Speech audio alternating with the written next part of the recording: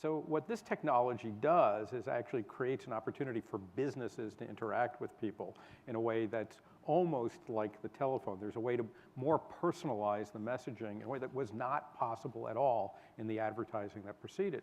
But it takes years to figure out not just the technology of how do you get all those wires and things into people's homes, but how do you actually talk to them? Yeah. How do you arrange to have these things happen, and then what do you say at the end? Is that nuts?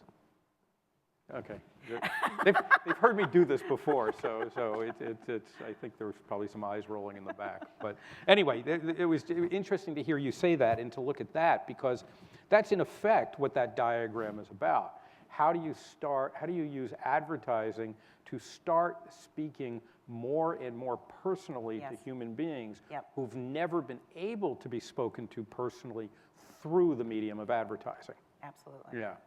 And then I think, that has a level of complexity that, I think we've been striving for this sort of one-to-one marketing thing for years, and it's sort of been elusive, and now we can actually do it. I'm not sure we're all ready to do it. Just thinking about, okay, how many different segments do you have? How many different experiences? How many versions, right? And I think, having a creative engine that can respond to that, and having an organization that can respond to that, and then I think the ecosystem is actually the easier part. Let me ask you though, because I'd love to know how both you personally and Dell as a corporation kind of made your way on this journey. I mean, you had building blocks in place that don't necessarily exist at other brand marketers because you were so adept historically and kind of constitutionally adept at direct response marketing. But how do you start how did the programmatic technology pieces get put in place? Yeah, so we actually started about 5 years ago, and we were doing at that time some RTB buying and retargeting. And I think we actually started that in Europe. And from there, could I even pressure you? Why did you end up? I mean, what was the attraction of real-time bidding, and why in Europe too? I don't even think on the brand's perspective we knew how much we were doing real-time bidding, but we were working with our media partner, and there were opportunities for that to be in a more effective way to purchase. Right? It wasn't like we all of a sudden had a programmatic strategy 5 years ago. It was part of the buying ecosystem, and some of it was purchased that way. The retargeting piece was something we actually actively went after, just outside in perspective, and we had some leaders in the organization that come out of our CRM group primarily, who were just so forward-thinking about how technology was going to enable us to better connect. So that was sort of the first step.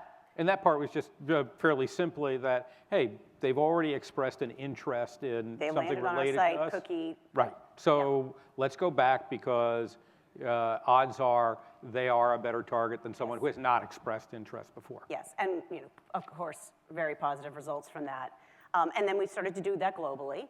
And then about 4 years ago, we decided to start doing pilots with the DMP. And we did that in consumer first. So again, we have this benefit of a highly transactional consumer business where you can get results within minutes if you want to.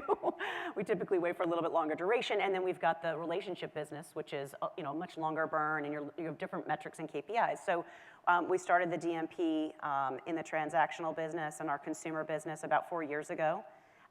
We're now using that across the entire business. And how did that change? How did that change the way you were doing business when you brought in a DMP to work with you? Well, first of all, how long did it take you to understand the acronym as compared with all the other acronyms? Yeah, I still don't understand the acronym. Right. Well, and then second, what was the appeal? When they came in and they started selling you on what their capabilities were, what did you think at the time you would be able to use them? We used to use this example because we felt like it was a great way to communicate it to other folks internally, right? Because this stuff is complicated, and most marketers are doing the things that they've always done, and they have very little time to actually think about what's next and what's coming. And so just getting mind share and getting them to understand what we were talking about was challenging. And so we would pick up on a story or pick up on an example and then tell that over and over and over again. And the DMP example that we would tell over and over and over again was, I think it was a Zappos example. And it was that Zappos was actually taking a weather feed and that they would take that weather feed into their media buying process and their targets, and they would basically say, okay, if I'm going to be serving an ad in Phoenix to a customer, I'm going to make sure that it is taking the insight from that weather feed in Phoenix. So if it's raining in Phoenix, it might be rain boots, and if it's 110 degrees, it's going to be sandals, and they would use that third-party information to do better targeting. And that sort of internalized it for people. I think now we use the DMP much more around lookalike modeling and creating tighter segments and things like that. But that sort of an example made it real for people. Then from there, we started to just do more and more pilots up into our commercial space. And then about 18 months ago, have formalized and started the formalization of an agreement with a primary DSP and working with the DCO. So interestingly, on the DCO side, which I think, if a brand perspective is valuable here, I'll tell you that I think... Wait, DCO is something that even I don't know, so... Oh, yeah? Yeah. Oh, dynamic content optimization. So this is, you can have a series of progressive banners that are based upon what people are responding to. I just hadn't heard the acronym before, so thank you for adding. Yeah, well, that's good to know that actually it's not a standard acronym. Maybe we need to talk about it differently internally. I may be the only one in the room who doesn't. How many people knew what a DCO was? Oh, yeah, okay. So it's not just me. You.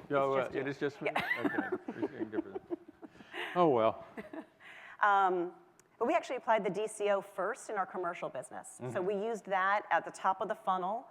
We were running a campaign around security, and we wanted to introduce a series of content like white papers, infographics, and kind of start to do journey mapping and really understand how those things worked. And we started that first there, and that moves down. So again, there's a lot of fluidity for us in how we adopt technologies.